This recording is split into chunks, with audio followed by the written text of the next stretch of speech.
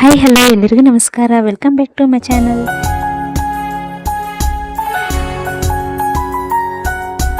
ತುಂಬ ದಿನಗಳಾದಮೇಲೆ ಮತ್ತೆ ಒಂದು ವಿಡಿಯೋ ಮಾಡ್ತಾ ಇದ್ದೀನಿ.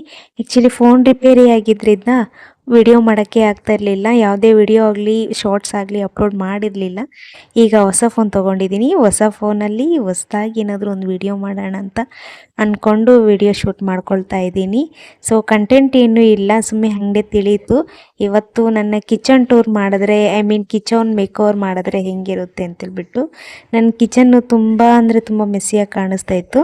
ಕಿಚನ್ ಟೂರು ಅಂದರೆ ಕಿಚನ್ ಮೇಕ್ ಓವರ್ ಮಾಡ್ತಾ ಇದ್ದೀನಿ ಅಂತ ಸಪ್ರೇಟಾಗಿ ಯಾವುದೇ ಥಿಂಗ್ಸ್ ಆಗಲಿ ಏನು ಪ್ರಾಡಕ್ಟ್ಸ್ ಆಗಲಿ ಏನು ಪರ್ಚೇಸ್ ಮಾಡಲಿಲ್ಲ. ನನ್ನ ಹತ್ರ ಇರುವಂಥ ಪ್ರಾಡಕ್ಟ್ಸನ್ನೇ ಯೂಸ್ ಮಾಡಿಕೊಂಡು ನನ್ನ ಕಿಚನ್ನ ಮತ್ತಿಷ್ಟು ಸ್ವಲ್ಪ ಸಿಂಪಲ್ಲಾಗಿ ಚೆನ್ನಾಗಿ ಕಾಣೋ ಥರ ರೆಡಿ ಮಾಡ್ಕೊಳ್ಳೋಣ ಅಂತ ಹೇಳ್ಬಿಟ್ಟು ಇಲ್ಲೆಲ್ಲ ಕ್ಲೀನ್ ಮಾಡ್ಕೊಳ್ತಾ ಇದ್ದೀನಿ.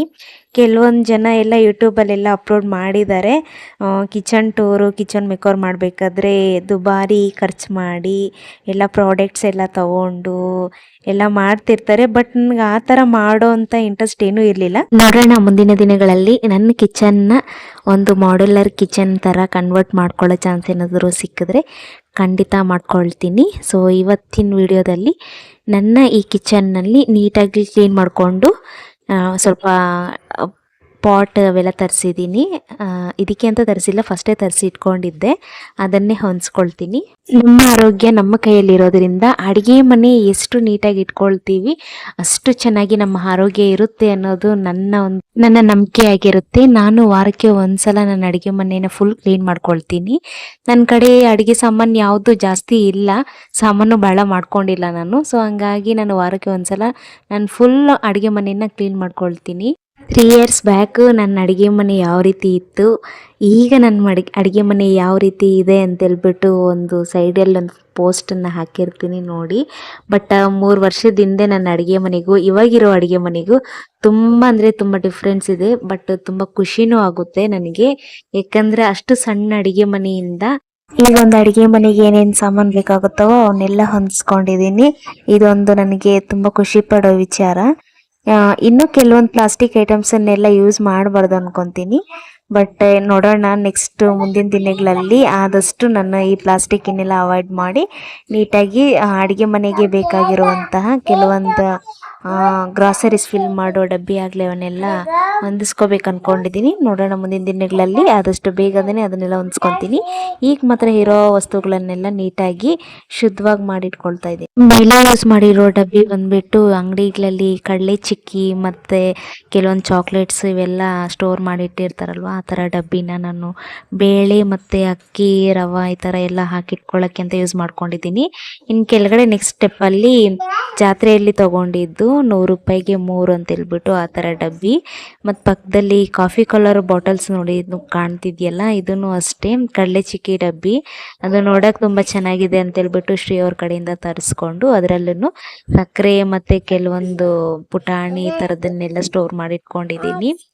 ಎವ್ರಿ ಸಂಡೇ ನಾನು ಅಡುಗೆ ಮನೆನ ಕ್ಲೀನ್ ಮಾಡ್ಕೊಳ್ತೀನಿ. ಅಡುಗೆ ಮನೆ ಅಷ್ಟೇ ಅಲ್ಲ, ಮನೆ ಫುಲ್ಲನ್ನು ಸಂಡೇ ಕ್ಲೀನ್ ಮಾಡ್ಕೊಳ್ಳೋ ಕೆಲಸನೇ ಇಟ್ಕೊಂಡಿರ್ತೀನಿ. ಬೇಗ ಕೆಲಸ ಮುಗಿಸ್ಕೊಂಡು ಅಡುಗೆ ಮನೆ ಕ್ಲೀನ್ ಆಗಿರಬೇಕು ಅಂದರೆ ಕೆಲವೊಂದು ಟಿಪ್ಸನ್ನು ಕೂಡ ಫಾಲೋ ಮಾಡಬೇಕಾಗುತ್ತೆ. ಈ ತರಕಾರಿ ಪುಟ್ಟಿಗೆ ನಾನು ಇವತ್ತು ನೋಡಿ ಈ ಥರ ಒಂದು ವೇಸ್ಟ್ ಬ್ಯಾಗನ್ನು, ಆ್ಯಕ್ಚುಲಿ ಚೆನ್ನಾಗಿದೆ ಬ್ಯಾಗು, ಅದನ್ನು ಯೂಸ್ ಮಾಡಿಕೊಂಡು ಈ ತರಕಾರಿ ಹಾಕ್ಕೋಬೇಕಾದ್ರೆ ಈ ಈರುಳ್ಳಿ ಬೆಳ್ಳುಳ್ಳಿ ಈ ಥರದನ್ನೆಲ್ಲ ಹಾಕ್ಕೋಬೇಕಾದ್ರೆ ಅದರ ಸಿಪ್ಪೆ ಎಲ್ಲ ಕೆಳಗಡೆ ಉದುರಿ ಅದು ಎಲ್ಲ ಫುಲ್ಲು ಗಲೀಜಾಗ್ತಾಯಿತ್ತು. ಸೊ ಹಂಗಾಗಿ ಅದಕ್ಕೆ ಈ ಥರ ಒಂದು ಬ್ಯಾಗ್ನ ತೊಗೊಂಡು ಅದರ ಪುಟ್ಟಿ ಎಷ್ಟು ಅಳತೆ ಇದೆ ಅಂತ ತೊಗೊಂಡು ಅದರ ಅಳತೆಗೆ ಅದನ್ನು ಕಟ್ ಮಾಡ್ಕೊಂಡು ಈ ರೀತಿಯಾಗಿ ರೌಂಡಾಗಿ ಅದ್ರ ಕೆಳಗಡೆ ಹಾಕ್ಕೊಂಡ್ಬಿಡ್ತಾ ಇದ್ದೀನಿ.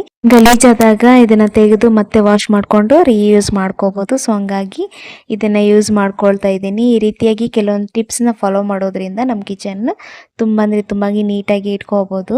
ಕಿಚನ್ಗೋಸ್ಕರನೇ ಅಂತೇಳ್ಬಿಟ್ಟು ಕೆಲವೊಂದು ಆನ್ಲೈನ್ ಪ್ರಾಡಕ್ಟ್ಸ್ ಎಲ್ಲನೂ ತರಿಸ್ಕೊಂಡಿದ್ದೀನಿ. ಯೂಸ್ ಮಾಡೋದೇ ಇಲ್ಲ, ಖರ್ಚು ಮಾಡೋದೇ ಇಲ್ಲ ಅಂತ ಅಲ್ಲ, ಕೆಲವೊಂದು ಪ್ರಾಡಕ್ಟ್ಸನ್ನಷ್ಟೇ ತರಿಸ್ಕೊಂಡಿದ್ದೀನಿ. ಇನ್ನು ಮುಂದೆ ತಗೊಳ್ಳೋಣ ಅಂತ ಹೇಳ್ಬಿಟ್ಟು ಒಂದೇ ಸತಿ ದುಬಾರಿ ಖರ್ಚು ಮಾಡೋಕ್ಕಾಗಲ್ವಲ್ಲ. ಸೊ ಹಂಗಾಗಿ ಕೆಲವೊಂದು ಬೇಕು ಅಂದಾಗೆಲ್ಲ ಒಂದೊಂದು ಪ್ರಾಡಕ್ಟನ್ನು ತರಿಸ್ಕೊಂಡು ಕಿಚನ್ಗೋಸ್ಕರ ಆರ್ಗನೈಸ್ ಮಾಡ್ಕೊಳ್ತಾ ಇರ್ತೀನಿ. ಇನ್ನೊಂದು ವಿಷಯ ನಿಮ್ ಜೊತೆ ಶೇರ್ ಮಾಡ್ಕೋಬೇಕು ಅನ್ನಿಸ್ತು. ಇತ್ತೀಚೆಗೆ ನಾನು ಯಾವುದೇ ವಿಡಿಯೋ ಆಗಲಿ ಶಾರ್ಟ್ಸ್ ಆಗಲಿ ಪೋಸ್ಟ್ ಮಾಡಿರಲಿಲ್ಲ. ಆದರೂ ಸಬ್ಸ್ಕ್ರೈಬರ್ಸು ವಾಚ್ ಅವರ್ನು ಗೇನ್ ಆಗ್ತಿದೆ. ಇದೊಂದು ನನಗೆ ಖುಷಿ ಪಡೋ ವಿಚಾರ. Thank you so much. ಯಾರೆಲ್ಲ ನನ್ನ ಸಪೋರ್ಟ್ ಮಾಡ್ತಿದ್ದೀರಿ ಅವ್ರು ಹೀಗೆ ಕಂಟಿನ್ಯೂ ಮಾಡಿರಿ. ವ್ಯೂಸ್ ಬರ್ತಿದೆ ಬಟ್ ಸಬ್ಸ್ಕ್ರೈಬರ್ಸ್ ಕಡಿಮೆ ಇದೆ. ವ್ಯೂಸ್ ಯಾರ್ಯಾರು ನೋಡ್ತಿದ್ದೀರಿ ಅವರೆಲ್ಲ ಪ್ಲೀಸ್ ನೀವು ಕೊಡೋ ಒಂದು ಲೈಕಿಂದ ನನಗೆ ಮೋಟಿವೇಶನಲ್ ಆಗಿ ಇರ್ತೈತಿ. ನೆಕ್ಸ್ಟ್ ವಿಡಿಯೋ ಪೋಸ್ಟ್ ಮಾಡ್ಬೇಕಂದ್ರೂ ಖುಷಿಯಾಗಿರುತ್ತೆ.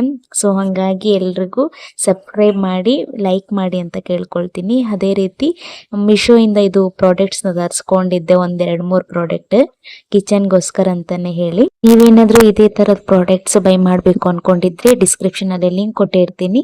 ಸೊ ಲಿಂಕ್ ಇಂದ ನೀವು ಅದೇ ಪ್ರಾಡಕ್ಟ್ ನ ಪರ್ಚೇಸ್ ಮಾಡ್ಕೋಬಹುದು.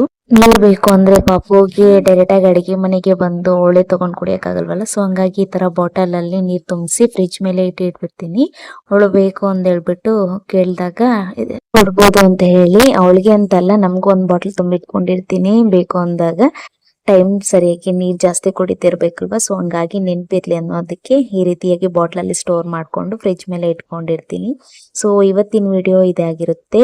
ಎಲ್ಲ ರೆಡಿ ಆದ್ಮೇಲೆ ನನ್ನ ಕಿಚನ್ ಪುಟ್ಟ ಅಡಿಗೆ ಮನೆ ಈ ರೀತಿ ಕಾಣಿಸ್ತಿದೆ.